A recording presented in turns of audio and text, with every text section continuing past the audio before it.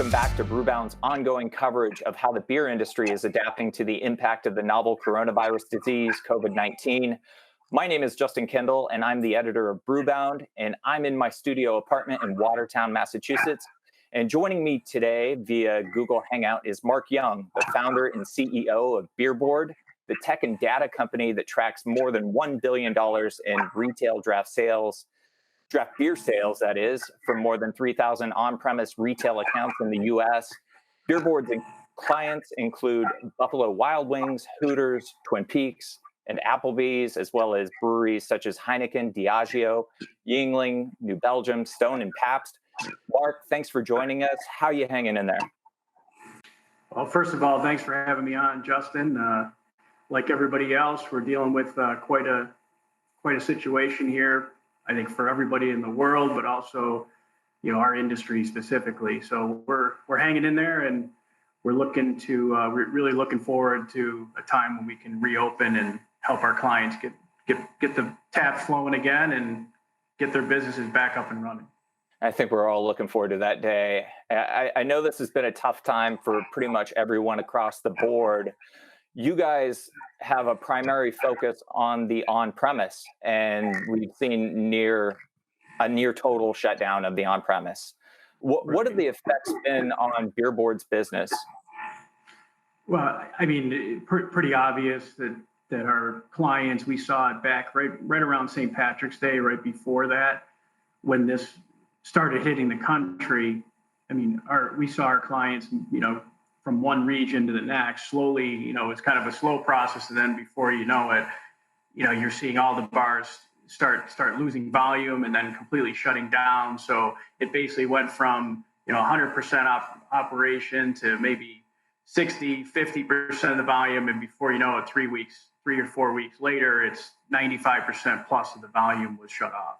So it was pretty remarkable to watch it. And, we all, I think just as a whole, even beyond our industry, we got hit with this hard, and it had a big impact, and it came on fast. So we saw that at the bars. Did it just go like a domino? Was there like a domino effect when California went, and then it was just all the other major markets, and then everything sort of collapsed inward onto like the Midwest, basically?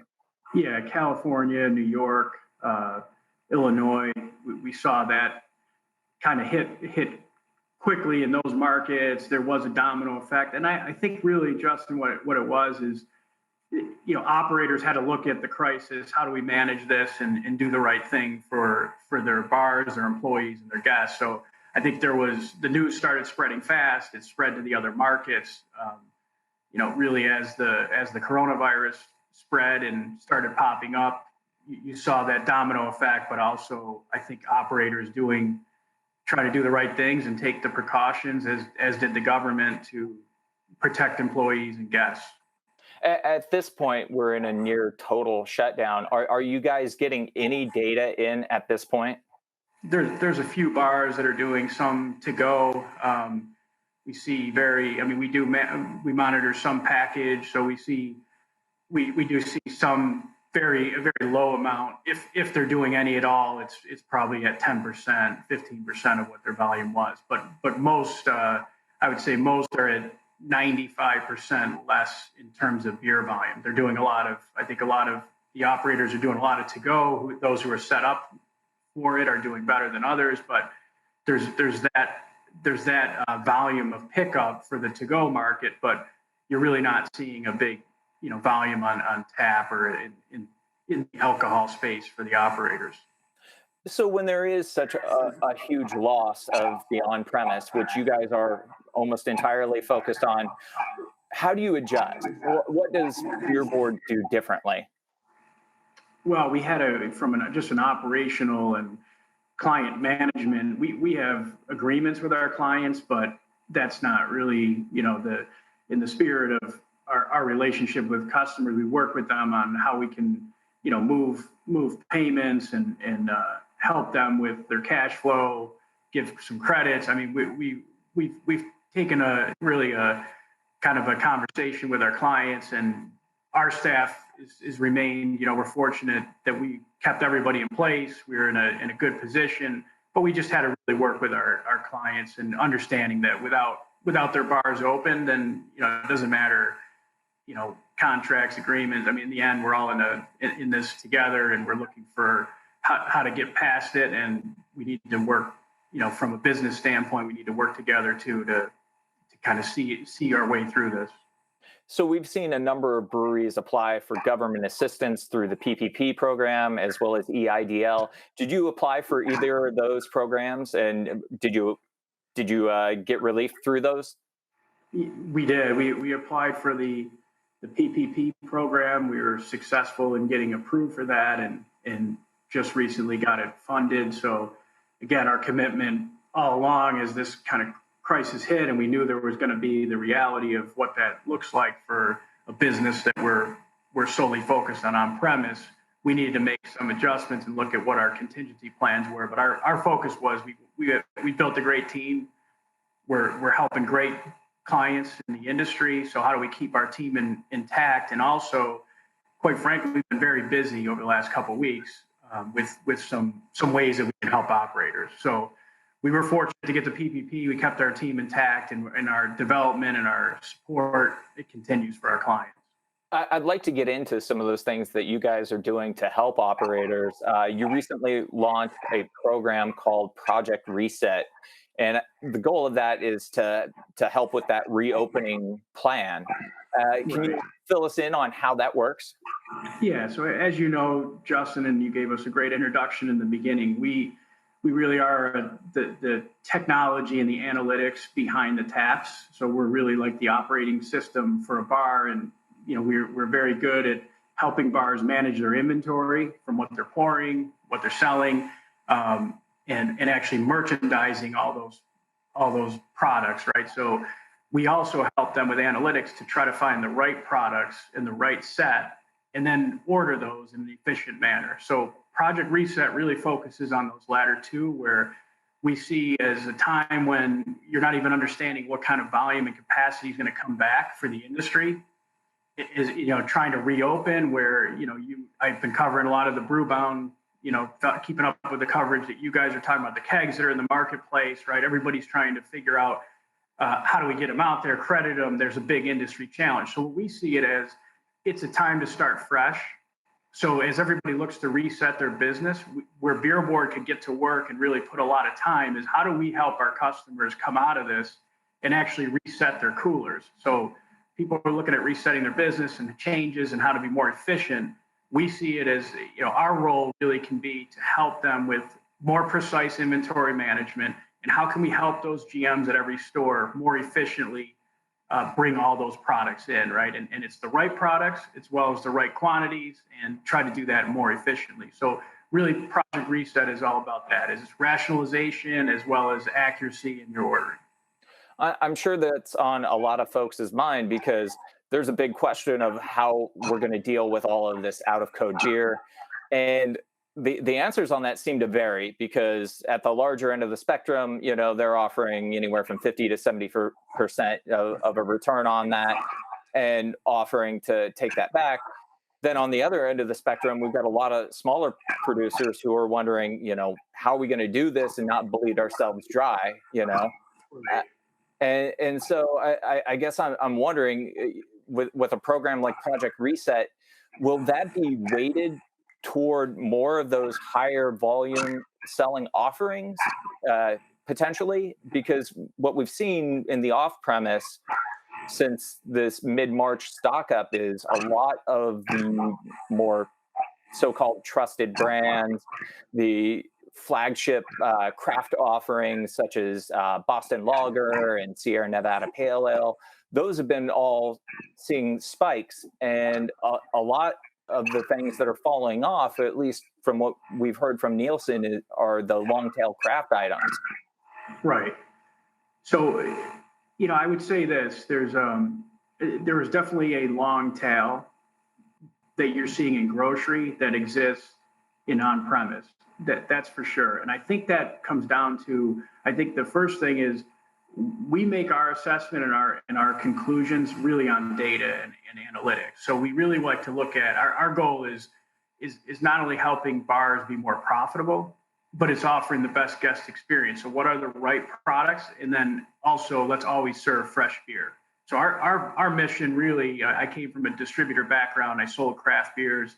Our mission is really about fresh beer and do it profitably and do it right, so the whole supply chain can work, right? So everybody's effective if they can, if they can provide their product and their service, but do so profitably. So what we see is, I think there's opportunities, as you're saying, definitely for you. You have established brands, you have large regionals, you also have great local products that have moved well, and I think they can do better coming out of this within the local markets. So I think it's a combination of finding the right style mix. I think what happened with the industry is everybody just started bringing on what was the new trendy, style, or whether it was, recent craze for the haze, right? They crazed for hazy IPAs, right? And we brought in 5 of them. So does every bar need 5 hazy IPAs? Probably not, right? And it's a location by location determination. But if you apply that data, and you can really look at what is the right style, that we like to call it, like the grocery stores has. It's a planogram for tap sets. So we look at it like using data to find the right style mix. Then within those styles, the right products, and we believe there's a place for craft, the very hyper local crafts, and there's definitely a place for the largest brands that are out there. So it's really applying some data analytics to accomplish what we said: profitability for all operators, right? Whether it's retail and distributor and brewer, but also maintaining a great guest experience. So merchandise those properly. Let's make sure all these local brands that end up on tap are actually getting published correctly in digital, which I think is probably where it's going to go to, is more digital publishing of those menus, but make sure they get properly represented, and we always serve fresh beer to our guests. So that's really what our focus is. So I do think there's the right offering is not going all in on just one style, light beer or domestic. It's really I think an opportunity to get the right number that's a well represented offering for every guest that comes through your door. What are you hearing from your retail partners? Because in recent years, since that craft boom, we saw the rotation nation, as it was called, as we cycled through offering after offering after offering, and no brand really gaining a foothold in there, or maintaining a tap handle for too long. And as we also saw that, we saw an increase in the number of tap handles. And so, you've got clients who have probably added, high double digit, maybe even hundreds of handles to their establishments. So what does that look like in the future? I mean, are we going to see something now where, because we've got all this out of code or soon to be out of code beer now at these restaurants that have hundreds of tap handles, they're completely rethinking, their business model and how they're looking at draft? Or is that what we're sort of on the precipice? Yeah, I think I think you're kind of answering it with your discussion, right? There was this proliferation of, there's tons of brands and breweries grew, and all these placements came out, but did we manage those correctly? And were we really disciplined in how we looked at that? And even as a craft beer, as a distributor, I didn't want my product to sit in the cooler and not move, right? That doesn't help anybody. So you might get the initial placement, but then if you're moving that product over 3 months, that's not really a great business model. So I think we are looking at more discipline and really looking at our business model and what makes sense for every location. It's really looking at information, as well as understanding that there are trends in the market that are changing all the time, whether it's a style of craft beer. I mean, they're talking about the Beyond Beer with seltzers. I mean, there's a lot to monitor, but I just think it's more discipline. You shouldn't just because the bar down the street has 30 taps, should we add 40? And I think that was a lot of what the industry was doing, and kind of spitballing on what the right counts were, how to do it as more of a marketing. I want to be a part of this craft beer boom that was going on, right? And we should respond by adding a whole bunch of placements. So I think, yes, naturally you are going to see some more discipline. I think the right thing to do is really assess what is the right offering, the right numbers, and you will see some of that. I believe in some bars, in some cases, you're going to see some cutback on the number of offerings, which I think could help the industry long term be more profitable. And I think really suppliers and retailers, we got to work together, right? And figure out, we want to help each other be more profitable and do what's right for the industry. So I think there's a collaboration there too on what is the right offering. And again, I think there's these great local brands that have done tremendous in their local markets. Those opportunities don't go away. I think we should do them better. That's what our take is. What does the mix look like for, let's say, Mellow Mushroom? You know, that an establishment that's been more craft focused. What does it look like for them versus someone like Buffalo Wild Wings, which is the largest pourer of draft beer in the U.S.? Right. I mean, what is it right now? I mean, you can see that, you know, I think it depends store by store, but maybe they carry 24 to could be up to 40, 50 taps on tap right now. Similar. I mean, I think both have similar counts. Again, it's a store by store changes, right? A variation by market. But yeah, I think your Mellow Mushroom definitely was carrying quite a few craft beers. Again, I think a lot of it can be the same. I don't know if the quantities are correct on what the number of offerings that we're carrying.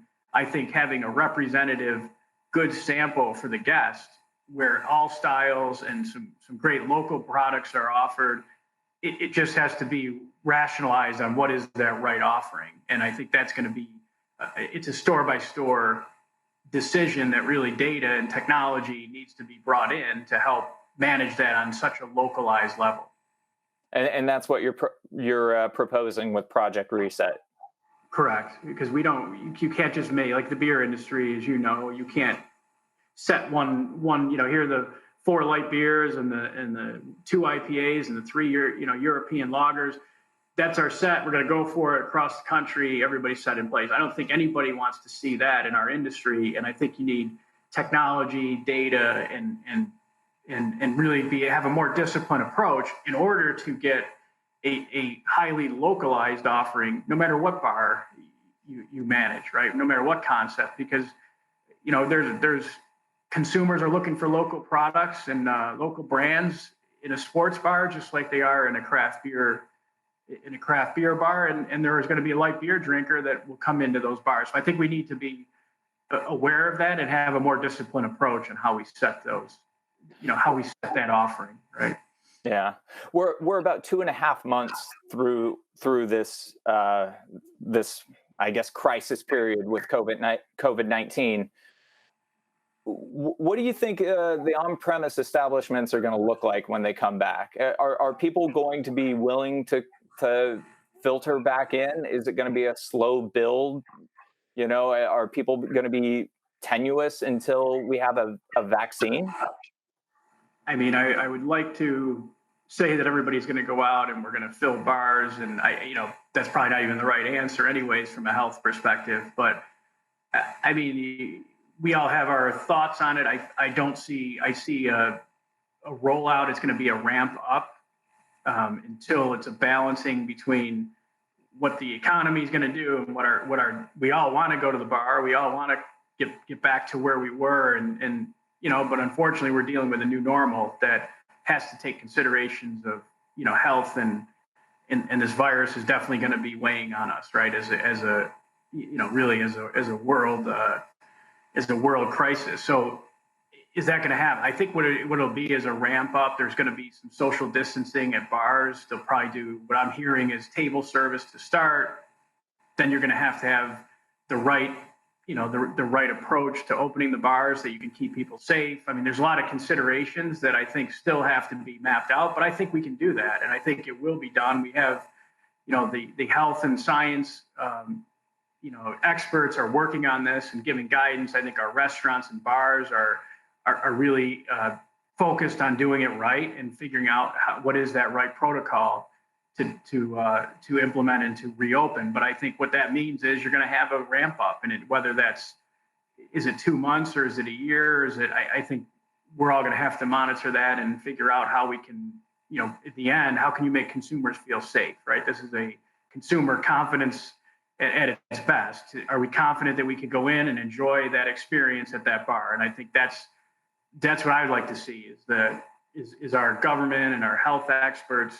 Can we get to that point where we can make every consumer be confident that they can go to that bar and get back to that at some level, right? I still don't think it's going to be 100% anytime soon, but which goes more back to the main point. If with all this monitoring and as they ramp up and there is going to be changes and evolution, we're going to have to change our businesses. And I think we're going to have to look at ways to be more efficient and more disciplined about how we manage our, really not only our experience and our physical operations and our facilities, but our brands and our offering. We have to look at all of that and have ways to make better decisions, right? To keep these operations more efficient and can keep them at a profitable level so they can offer that, that great experience to these consumers.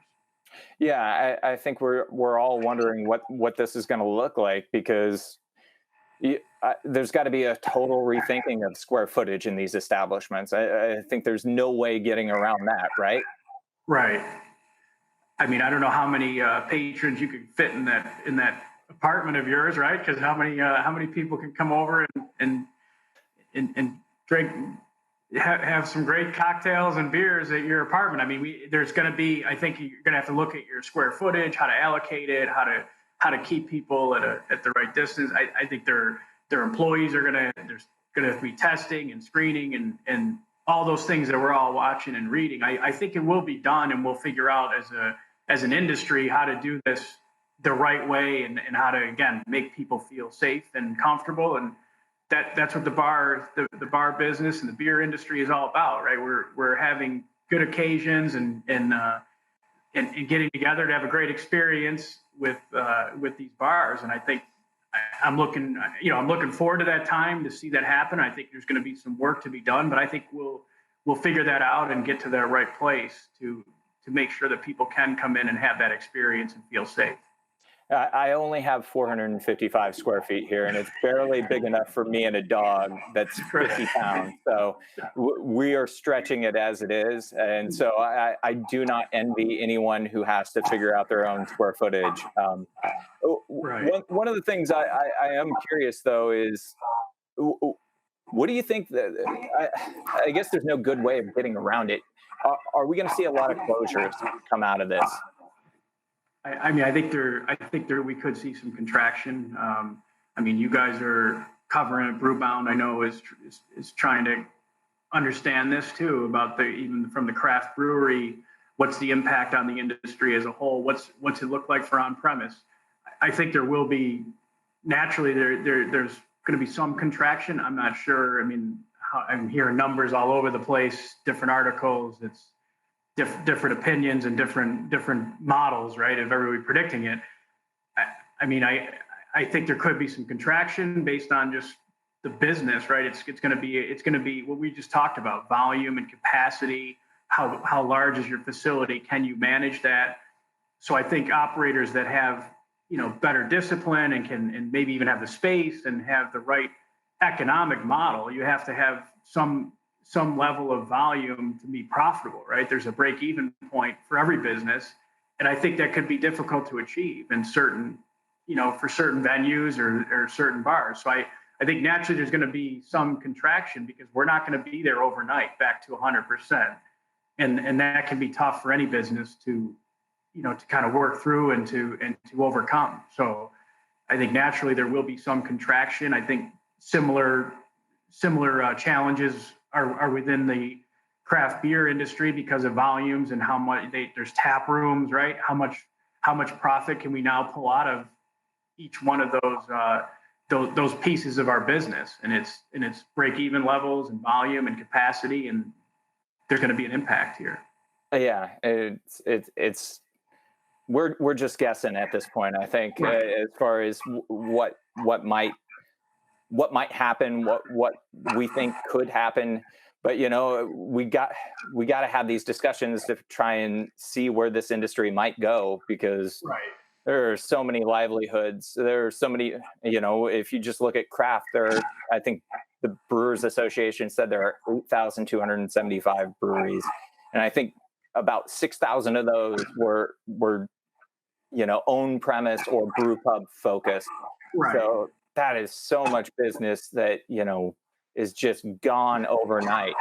So it's a tough time for everyone right now.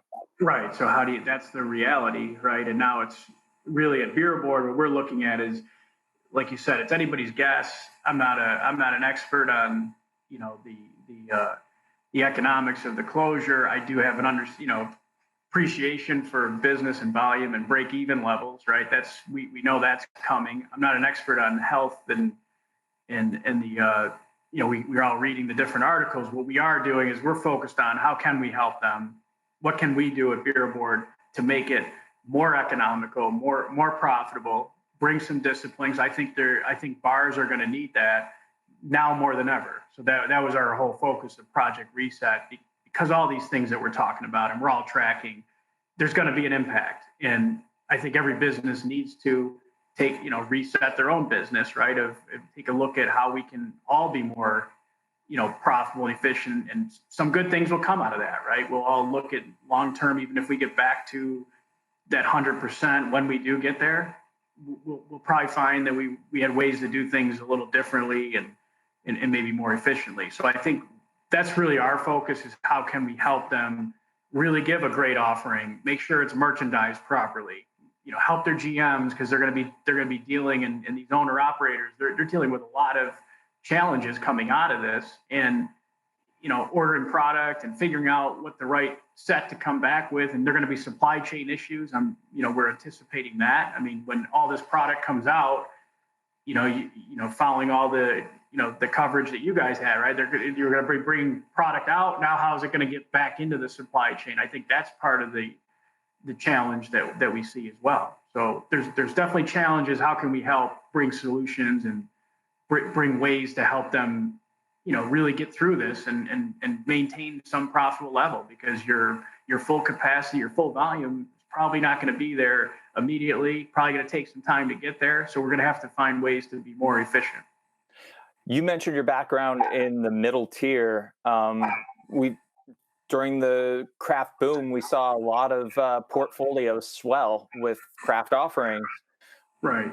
What do you think happens when wholesalers refocus their I guess the way they look at their portfolios after this? I think there could be, if there's contraction on the number of offerings and even the number of outlets, right, that we're talking about here, which we think is natural, then I think there's going to be a natural some level of contraction of their portfolios. Mm-hmm. And it's going to be, again, they have to look at their business servicing the on-premise segment. How do you maintain profitability for distributors as well? I mean, that's part of the collaboration we would like to see happen, even from a technology standpoint. We think help the retailers, but you're also going to have to help yourselves as well, right? To manage that more efficiently. So I do see some changes are coming. It could be portfolio contraction. I think that's probably going to happen at some level. Your guess is as good as mine as what's that percentage, but it's gonna happen. It almost has to happen if what we're saying is a reality, right? With number of placements and number of outlets. And I think the distributor needs to look at how they can help their retailer be more efficient, but also help them service the bars, right? And how can they do that and change and evolve their business to do it profitably? So there are going to be some changes, and I think that's where we look at how can we help the industry, again, get the right offering and do it efficiently and profitably. Right on. Well, thank you for your insight, Mark. I really appreciate it. Yeah, this is great. I appreciate all your coverage at Brewbound. I know it's a difficult time for everybody, but you guys are covering a lot and trying to keep up with it. It's a difficult time, but we'll get through it. I certainly hope so. Well, thank you again, man.